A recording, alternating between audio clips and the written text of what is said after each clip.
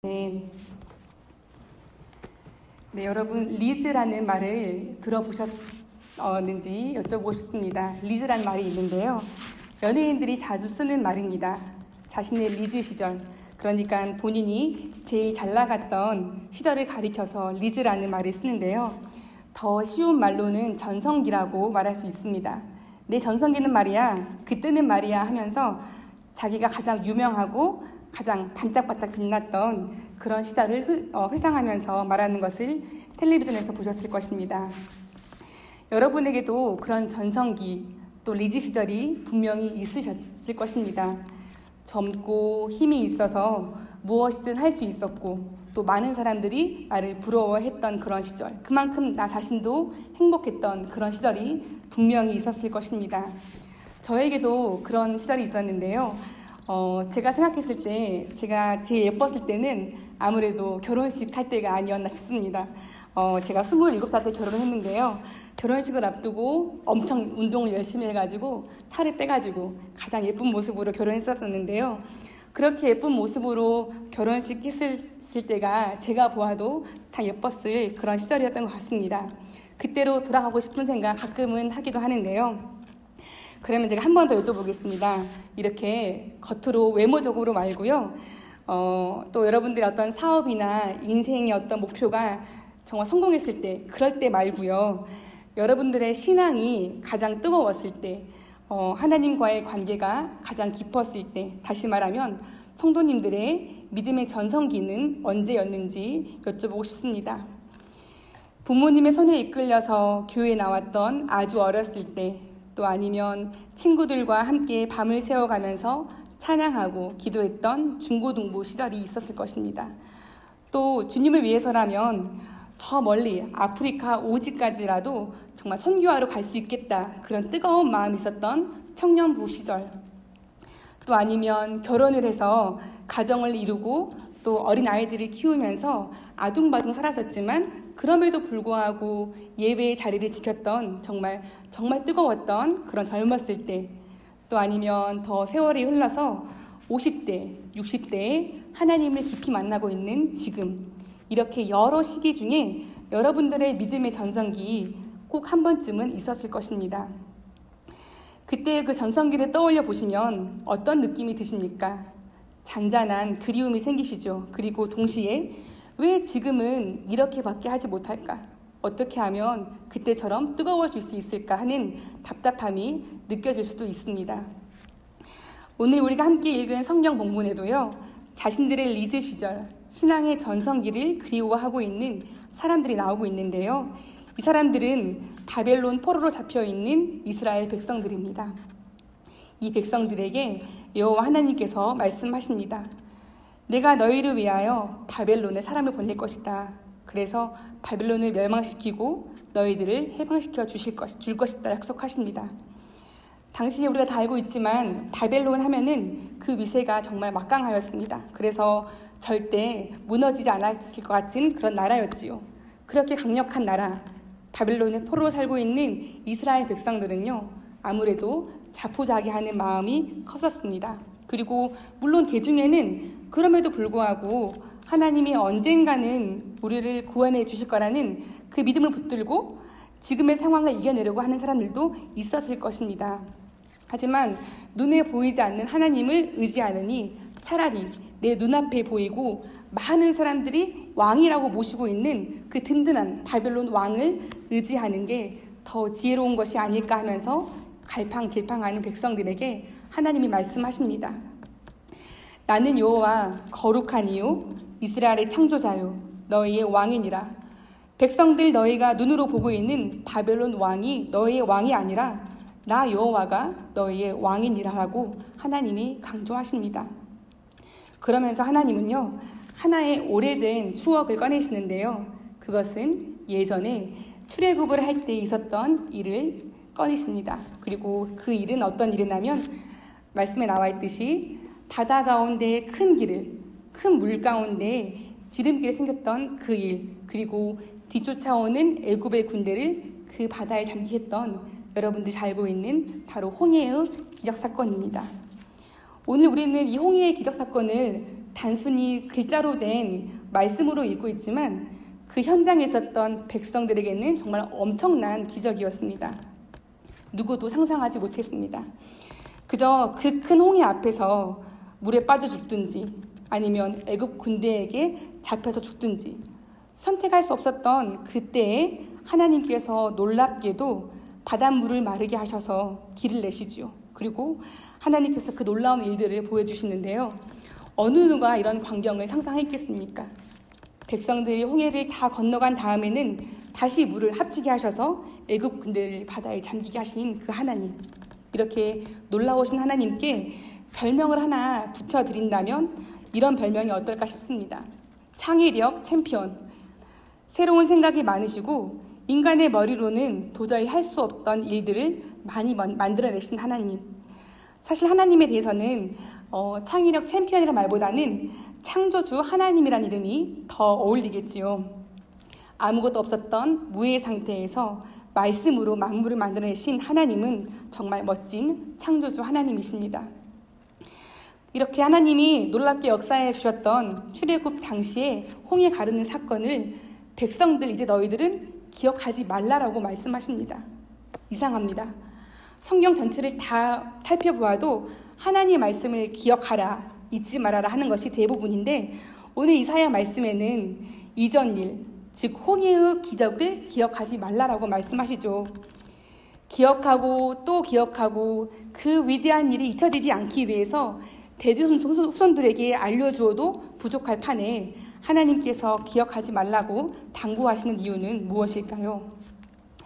알고 보면 이 말씀을 듣는 백성들은 홍해의 기적을 직접 보지는 못했습니다. 자신들의 조상 때부터 내려온 전승, 이야기를 들으면서 하나님이 하신 일에 대해서 간접적으로 듣고 또 그때를 부러워했지요. 그러면서 그때 하나님이 지금은 어디에 계시냐 하면서 불평과 불신으로 가득 차 있었습니다. 그저 과거에만 머물러 있는 신앙입니다.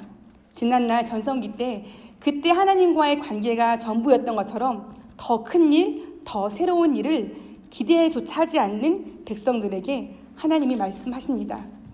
보라, 내가 새 일을 행하리니 이제 나타낼 것이라. 과거의 영광에 심취해 있거나 아니면 과거에 비해서 형편없는 현재를 비관하면서 낙심해 있는 백성들의 얼굴을 들어 올리시면서 보라 라고 명령하시는 것이죠. 백성들은 하나님이 얼마나 창조적이시고 얼마나 창의력이 뛰어나신 분이신 줄 알지 못하고 그저 이전에 보여주셨던 것처럼 자기들이 들었던 것처럼 바닷물을 또 갈라주시겠지, 우리는 또 그 바닷물 한가운데로 걸어가겠지, 그러면 또 바벨론 군대들이 우리를 잡으러 올 수 있겠지, 그러면서 그 정도까지의 기대를 했을지도 모르겠습니다. 사실 바닷물이 갈라지고 가운데에 길이 생기는 것 얼마나 엄청난 기적입니까? 그런데도 백성들의 마음이 낙심으로 가득 차 있어서 그야말로 인간적인 생각, 자신들이 알고 들은 범위에서만 기대를 하는 것입니다. 하지만 하나님의 생각은 달랐습니다. 하나님은 새로운 일을 계획하고 계셨습니다. 막강한 바벨론을 물리칠 사람 고레스를 보내신 일도 계획하셨고 이전에 한 번도 보여주지 않았던 광야에 길을 내고 사막에 강을 내릴 일을 준비하고 계셨습니다. 홍해의 기적과 전혀 다른 것을 보여주시려는 하나님의 뜻을 우리가 알 수 있습니다. 과거에는 넘쳐 흐르던 큰 바닷물을 마르게 하셔서 길을 내셨다면 이번에는 물 한 방울 나지 않는 광야와 사막에 물을 흐르게 하시겠다는 하나님의 의지를 보여주십니다. 또 한 번 인간의 상상을 뛰어넘는 하나님의 놀라우신 생각에 감탄하지 않을 수가 없습니다. 광야에 물이 흐르고 사막에 강이 생겨나면 사람들도 그 물을 마시겠지만 광야에 살고 있는 이리와 타조도 그 혜택을 보게 됩니다. 그러면서 그 동물들도 하나님을 존경하게 될 것이라고 기록되어 있습니다. 그렇게 동물들도 하나님을 존경하고 찬양하는데 내가 선택한 나의 백성들, 너희들도 그를 찬송하게 될 것이라고 말씀하시지요. 이제 문제는 하나님의 이 희망적인 메시지를 받아들이는 백성들의 자세입니다. 바벨론이 무너질 징조도 전혀 보이지 않고 하나님이 보내시겠다고 하는 그 사람이 누군지는 모르겠지만 그 사람이 누군들 이렇게 막강한 바벨론을 물리칠 수 있을까 하는 그런 의심이 그 안에 있을 수 있지요. 하지만 이렇게 의심하는 것과 또 다르게 선택할 수 있는 우리의 자세가 있습니다. 그것은 하나님께서 이렇게 친절하게 말씀해 주시고 옛날 일을 예로 드시면서 내가 너희 하나님이다. 내가 너희들의 왕이다. 그리고 나는 너희들의 찬송을 받고 싶다라고 말씀하실 때 하나님 앞에 엎드려서 하나님이 하실 새 일을 기대하는 것. 이것이 바로 하나님의 백성인 우리들이 기쁘게 할 수 있는 자세입니다. 이제 성도님들의 삶을 한번 보시면 좋겠습니다. 자신의 미래를 생각해 보실 때 어떤 생각이 드십니까? 기대감이 드십니까? 아니면 과거와 전혀 달라질 것이 없는, 더 좋아질 것도 없고 더 나빠질 것도 없는 그런 무미건조한 삶을 예상하지는 않으십니까? 하나님의 새로운 일은 어느 날 갑자기 짠하고 시작되는 것이 아닙니다. 사실 우리를 향한 하나님의 새로운 일은 이미 시작이 되었고요. 지금도 진행되고 있습니다. 다만 우리가 알아차리지 못할 뿐입니다. 예를 들어서 지금 우리는 여름이라는 계절을 보내고 있는데요.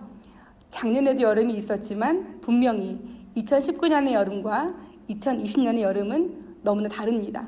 또 올해와 내년의 계절은 또 다르겠지요. 똑같은 여름은 없습니다.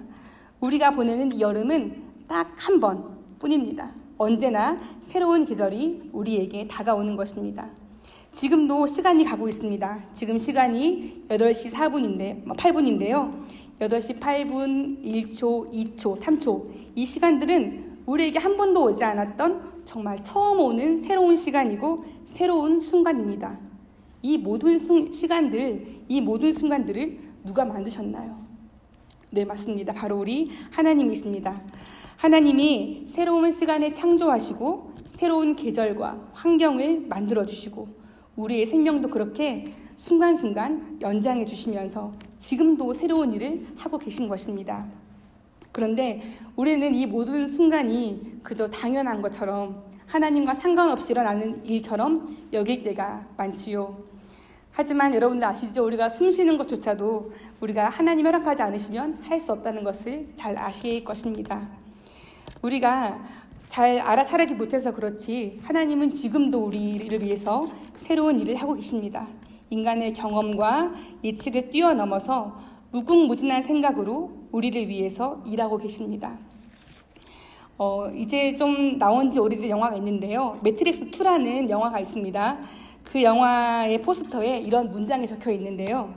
무엇을 상상하든 그 이상을 보게 될 것이다 라는 문장이 있습니다. 그 영화를 보신 분은 아시겠지만 그 이전에 나왔던 모든 영화에서 보지 못했던 충격적이고 신기한 장면들이 그 영화에 자주 나오더라고요. 가상세계와 현실세계가 이렇게 복잡하게 얽혀있고 그렇게 그 영화를 보고 있노라면 마치 내가 그 영화의 주인공이 된 것처럼 푹 빠져드는 묘한 매력을 이 영화가 갖고 있었습니다. 그 영화의 포스터의 문장처럼 상상 그 이상의 영화였는데요. 이 영화보다 더 놀라운 일들이 우리 삶 속에서 많이 일어나고 있습니다. 그리고 우리가 상상하는 그 이상보다 더 좋은 일들이, 더 놀라운 일들이 이루어질 것을 기대하시면 좋겠습니다. 이 놀라운 새 일은요, 하나님께서 친히 행하시겠다고 말씀하셨습니다. 그런데 우리가 믿지 못하는 것은 아닐까요? 우리가 기대하지 않는 것은 아닐까요? 하나님, 저는요, 그냥 새로운 일 필요 없고요, 그냥 아프지 않고 먹고 살 만큼의 물질과 적당한 믿음, 그런 평범한 삶을 원해요. 이미 제 삶의 전성기는 다 지나갔어요 하면서 인생의 실패자처럼 앉아있지는 않으십니까? 이러한 중간 정도의 삶, 중간 정도의 신앙은 괜찮아 보일 수 있지만 결국은 생명력이 없는 죽은 자와 같은 성도가 될 뿐이라는 것을 우리가 기억하시면 좋겠습니다.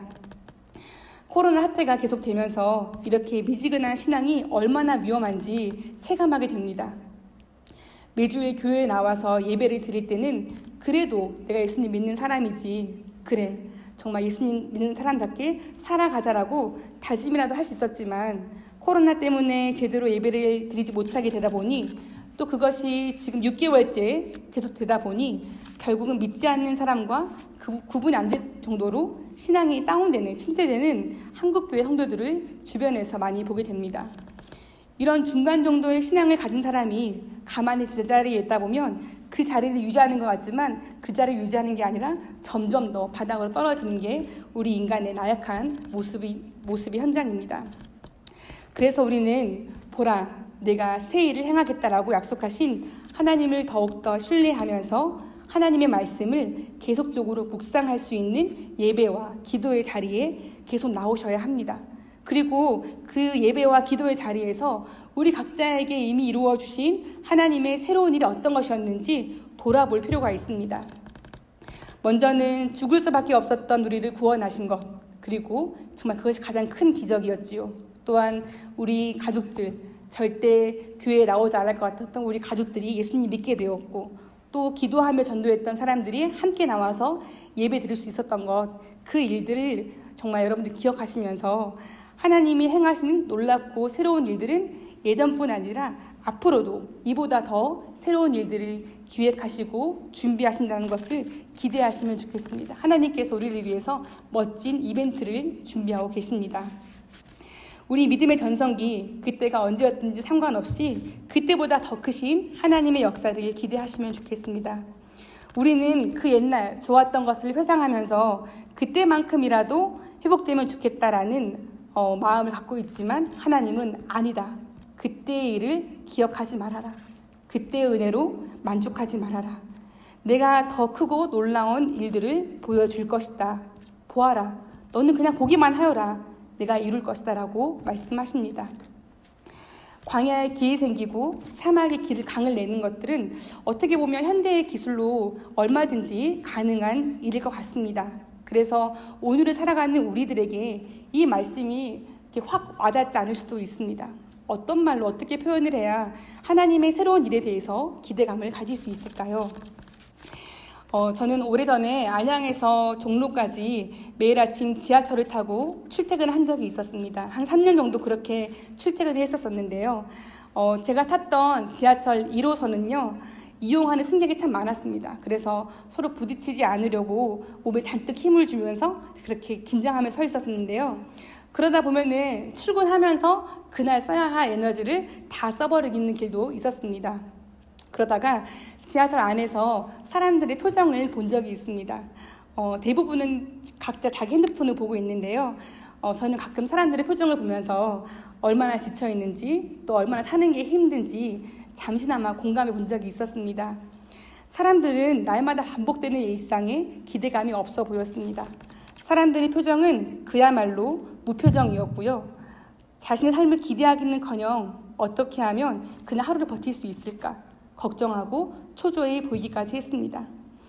그렇게 사람들의 표정을 살피면서 저는 현대인들이 얼마나 팍팍하게 살아가는지 조금이나마 이해할 수 있었는데요.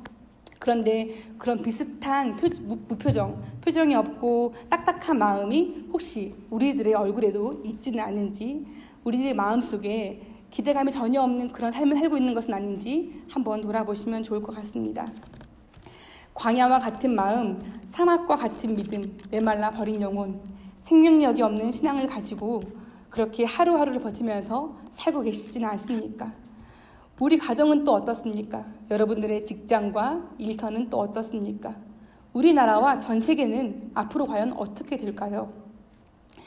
특별히 코로나19와 함께 살아가는 이 시점에서 우리에게 어떤 좋은 일이 생겨날 수 있을까요? 많은 학자들이 말하고 있습니다. 우리 시대는 코로나 바이러스 이전과 이후로 구분될 것이라고 말하고 있고요. 앞으로는 코로나 바이러스가 생겼던 그 이전으로는 돌아갈 수가 없을 거라고 예측하고 있습니다. 초등학교 아이들은 학교를 갈 수가 없어요. 일주일에 한 번씩 학교를 갈 수밖에 없고 친구들과 마음껏 뛰놀 수도 없습니다. 이렇게 더운 날씨에도 마스크를 써야 하는 이런 상황들, 또 교회에서도 모임조차 자유롭게 할 수 없는 이런 상황에서 우리는 어떤 기대감을 가질 수 있을까요? 광야와 사막은 저 멀리 중동지방에 있는 것이 아니라 지금 오늘 우리의 마음, 아무런 기대감이 없는 우리의 삶이 바로 광야와 사막이라고 할 수 있을 것 같습니다. 바벨론 포로였던 이스라엘 백성들은 사실 이 바벨론 환경에 적응이 되었고 어느 정도 자리를 잡은 상황이었습니다. 처음에도 말씀드렸지만 어떤 사람들은 그럼에도 불구하고 고국을 그리워하면서 다시 돌아가기를 바랬었지만 또 어떤 무리들은 여기가 좋사오니 하면서 포로의 신분이라 할지라도 먹고 사는 거 걱정 없이 남아있기를 은근히 바라기도 했습니다.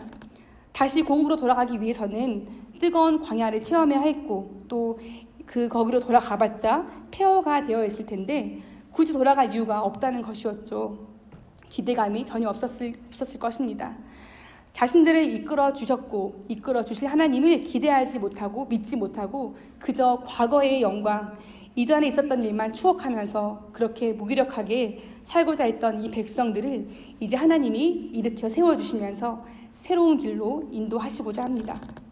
너희들은 바벨론 포로로 살아야 될 사람들이 아니라 너희들은 나의 백성이다. 나는 너희들의 왕이고 나는 너희로 하여금 찬송을 받아야 하겠다라면서 말씀하십니다. 사랑하는 성도 여러분, 우리의 믿음의 전성기 그때 얼마나 좋았습니까? 얼마나 행복했습니까? 얼마나 영광스러웠습니까? 저는 뉴라이프 교회에 부임하고 이제 사역하게 된 지 1년 반이 되었는데요.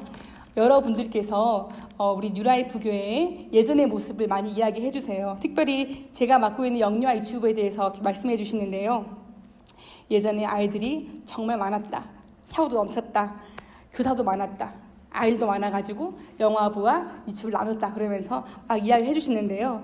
이제 그런 말씀을 들으면서 제 마음에 여러 가지 마음이 드는데 그 마음 중에 하나가 위축감을 들게 하시더라고요. 그 당시에 저는 없었지만 그 당시의 모습을 상상해 보면서 또 지금 모습과 비교해 보면서 위축감이 들기도 했었습니다. 코로나 사태가 한참 심각했던 지난 3월과 4월에 저는 혼자서 예배실에 앉아서 예배 드릴 때가 참 많았습니다. 물론 온라인으로 예배 드렸던 아이들과 부모님이 있었는데요. 사람이 아니라 카메라를 앞에 두고 예배를 드렸는데 정말 혼자 예배를 찬양하고 예배를 인도하니 정말 황폐한 땅 가운데 혼자 서 있는 그런 마음이 있었습니다. 근데 그 마음을 슬픈 마음을 가지고 그대로 하나님께 기도했습니다. 주님, 제가 이 시간들이 잘 이겨날 수 있도록 도와주시옵소서. 그리고 속히 이 코로나 바이러스가 지나가고 아이들과 선생님들과 다 함께 모여서 예배 드릴 날을 허락하여 주시옵소서라고 그렇게 기도했었습니다. 그렇게 힘들었던 시간은 지나가고 다시 아이들이 조금씩 교회에 오고 있어서 감사하게 요즘은 예배 드리고 있는데요. 예전에 여러분들이 말씀하셨던 그 전성기 때와 비교하면 지금 어린이들 숫자는 정말 턱없이 적습니다. 하지만 제가 바라는 것은 그저 많은 숫자들이 함께 와서 예배드리면 참 좋겠지만 그보다도 바라는 것은 어린이 한 명 한 명의 신앙이 제대로 뿌리 내리고 정말 평생 동안 예수님을 닮은 사람으로 살아갈 수 있도록 도와줄 수만 있다면 정말 그야말로 그것이 진정한 우리 믿음교회 또 뉴라이프 교회의 전성기가 아닐까 기대해 보면서 소망하게 되었습니다. 하나님께서 오늘 약속해 주신 대로 새 일을 이루어 주실 것을 믿고 소망 가운데 기도하며 기다리는 것, 이것이 바로 지금 제가 또 우리가 함께 해야 할 자세일 것입니다. 우리 모두에게 소중했던 믿음의 전성기가 있습니다. 하지만 그때는 이미 지나간 과거가 되었습니다. 과거의 은혜를 가지고 오늘을 살아갈 수는 없습니다. 지나간 과거를 기억하지 말라고 주님께서 말씀하셨지만 그것은 과거를 그냥 아예 뚝 잘라서 잊어버리라는 말씀이 아니라 거기에만 빠져있지 말라는 말씀이시죠. 오늘은 오늘의 새로운 은혜로 새로운 생명력으로 살아야 하는데요. 하나님께서 그 새로운 일을 우리에게 행하시겠다 약속해 주셨습니다. 광야와 같은 우리 삶 속에 길을 내주시고 사막과 같은 우리 마음속에 강을 내주시는 하나님, 우리의 가정과 우리가 살아가는 지역, 또 우리나라와 전 세계 가운데 그렇게 새로운 일을 이미 하고 계십니다. 또한 앞으로도 계속 새로운 일을 행하실 하나님을 기대하며 나아가면 좋겠습니다. 물론 이 과정이 쉽지 않을 것입니다. 추운 광야와 사막의 모래바람이 우리를 뒷걸음치게 하고 그냥 그 자리에 있게 할 수도 있습니다. 현재 그냥 멈춰 있으라고, 가만히 있으면 중간이라도 간다는 그런 말들이 우리를 흔들리게 할 수 있습니다. 하지만 우리에게 새로운 일을 시작하신 분도 하나님이시고 또 아름답게 마치실 분도 하나님이심을 기억하시면서 하나님을 더욱더 의지할 수 있는 우리가 되었으면 좋겠습니다. 하나님이 시작하신 새로운 일을 경험하고 결국은 우리 모두가 하나님을 찬송하면서 하나님이 우리를 지으신 그 목적대로 살아갈 수 있는 우리 모두가 될 줄로 믿고 또 소망하면서 그렇게 함께 나아가시면 좋겠는데요. 이제 말씀을 마무리하면서 제가 오늘 본문의 말씀을 원문에 가깝게 해석한 글이 있는데 이 글을 가지고 왔습니다. 여러분들 화면에 보시면 좋을 것 같고요. 제가 이제 읽어드릴 때 여러분들을 눈으로 보시면서 오늘 말씀을 마음속에 다시 한번 새겨보시면 좋겠습니다. 제가 말씀 읽어드릴게요. 네, 보여주십시오. 오늘 본문 말씀을 원어에 가깝게 해석한 글입니다. 함께 보실까요? 네, 제가 읽어드릴게요. 너희의 구속자 이스라엘의 거룩하니 여호와께서 이렇게 말씀하신다. 바빌론으로 사람을 보내리라. 온갖 빗장을 내리리라. 갈대아 사람들 슬픔에 차서 울 것이다. 나는 여호와 너희의 거룩하니 이스라엘을 창조하니 너희의 왕이다. 바닷속에 길을 내니 힘센 물속에 오솔길을 내니 전차를 군마를 힘센 군대를 끝장내니 여호와께서 이렇게 말씀하신다. 그들은 모두 눕는다. 일어나지 못한다. 쓰러져 간다. 꺼져가는 심지처럼. 기억하지 말라. 이전 일은. 마음에 두지도 말라. 오래전 일어난 일은. 아, 내가 새 일을 벌이노라. 지금 새싹이 돋아나리라. 알지 못하는가? 그래, 내가 빈들에 길을 내리라. 거친 데에 강을 내리라. 들짐승이 들깨와 타조가 내게 말하리라. 감사해요. 아, 내가 빈들에 물을 내리라. 거친 들의 강물을. 내가 골라 뽑은 무리가 목을 축이리라. 내가 빚은 무리가 소리쳐 나에게 노래 부르리라. 아멘.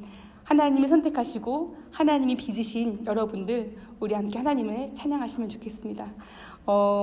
제가 악보를 가지고 왔는데요. 같이 잘 모르시겠지만 오늘 말씀을 다시 한번 마음에 새기시면서 하나님의 새로운 일을 기대하시면서 같이 찬양하시면 좋겠습니다. 함께 찬양하시겠습니다.